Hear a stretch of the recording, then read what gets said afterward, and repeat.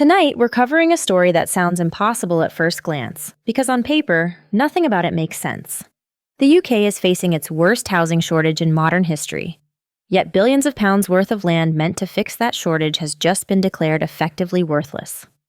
Not delayed, not impaired, not temporarily revalued, written off. In the past 6 months alone, the country's biggest house builders have quietly admitted that land they bought with the intention of building homes can no longer be developed without losing money. And this isn't a technical accounting issue or a short-term market wobble.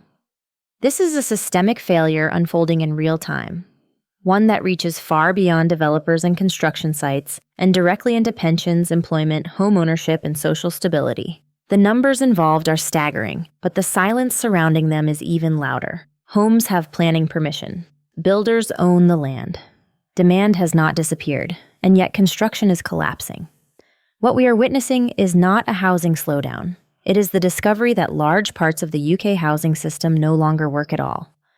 And once a system stops working mathematically, there is no policy tweak or optimism that can bring it back the way it was. The first warning didn't come from government ministers or housing charities. It came from balance sheets, where some of the UK's largest builders quietly erased billions in land value almost overnight. Persimmon alone wiped £900 million from its land holdings. Taylor Wimpey followed with £600 million. Bharat Developments another £400 million. And across the top 10 builders, the total now exceeds £3.7 billion, written off in just months. This was not a paper shuffle or a clever tax maneuver. It was an admission that land bought to build homes is no longer economically viable. In simple terms, these companies are acknowledging that plots purchased at peak prices during the low interest rate era cannot produce homes that people can afford while still covering construction costs, financing, and risk. That land is now toxic, not because it lacks planning permission or infrastructure, but because the maths no longer works. And when land becomes unbuildable at scale, the entire housing pipeline collapses upstream. These write-offs represent more than lost corporate value. They are signals that future housing supply has already been canceled, silently and irreversibly, long before a single brick was laid. To understand how this happened, you have to go back to the years between 2015 and 2022, when ultra-low interest rates and soaring house prices created an environment where land banking wasn't just encouraged, it was rewarded. Builders borrowed aggressively, often cheaply, to secure land at record prices under the assumption that future buyers would absorb higher costs without resistance. The logic was sound at the time: rising prices, cheap debt, and government rhetoric promising endless demand. Major builders accumulated enough land for more than 400,000 homes, securing planning permissions and designs that looked profitable on spreadsheets frozen in a different economic reality. But this strategy depended on one fragile assumption: that affordability would continue rising faster than costs. When mortgage rates jumped, wages stalled, and buyers hit affordability ceilings, that assumption collapsed. Land values don't fall gradually in these scenarios. They break. And when land breaks, everything built on top of it, financing models, employment, supply targets, fractures with it. What looked like prudent long-term planning became a trap. And by the time the industry realized it, escape was already impossible. At the center of this crisis is a brutal equation that no amount of optimism can escape. The average cost to build a standard 3-bedroom house in England now sits around £240,000, before financing delays, infrastructure costs, or overruns are even considered. Meanwhile, average selling prices across much of the country hover near £260,000, leaving margins so thin that a single delay, planning condition, or supply disruption wipes them out entirely.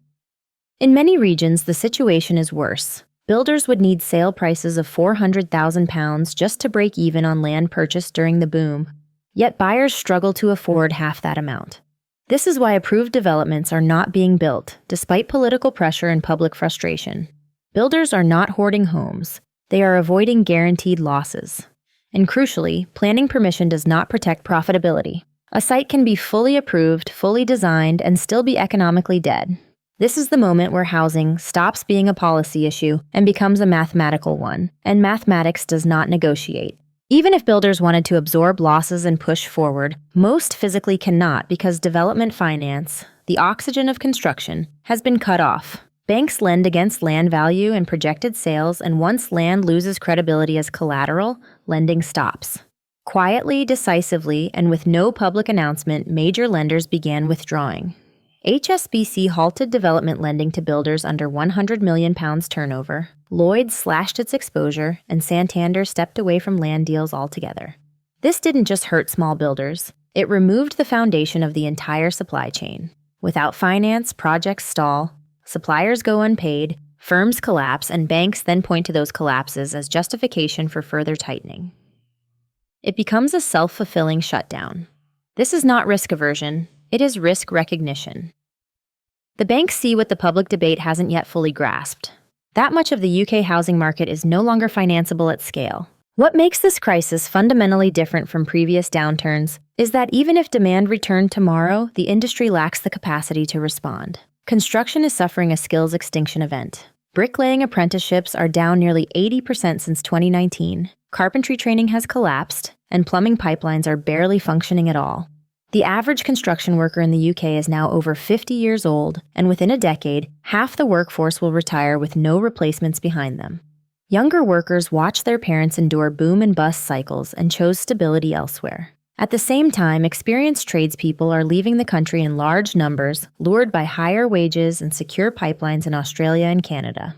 Skills in construction take years to develop, not months, and those years have already been lost. This means housing supply cannot rebound quickly even if prices rise, policies change, or finance returns. Capacity has been structurally removed, and structural losses do not reverse. While domestic affordability was collapsing, another pillar quietly disappeared: foreign investment that once kept marginal developments viable. Chinese buyers, particularly between 2016 and 2019, absorbed tens of thousands of new build units annually, often purchasing off-plan and taking the less desirable properties that made entire developments work financially. When China's property market imploded in 2023, that demand vanished almost overnight, dropping from over 20,000 purchases a year to barely 1,000. These buyers weren't just customers, they were financial stabilizers, and without them, many developments became unsellable. Studio flats, awkward layouts, and poorly positioned units now sit empty for years, even at massive discounts. But global capital hasn't disappeared. It has changed strategy. Instead of buying individual homes, international funds are now circling distressed builders and failed developments, prepared to buy land banks for pennies and convert future housing into permanent rental assets. Ownership is being replaced with extraction.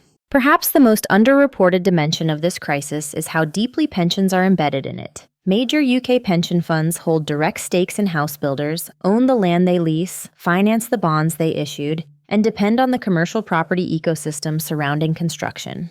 As builder share prices collapse, down 50 to 60% from their peaks, hundreds of billions in retirement wealth is being quietly eroded. Worse still, accounting rules allow builders to value land at historic prices rather than market reality, creating zombie balance sheets that appear healthy while cash flow collapses.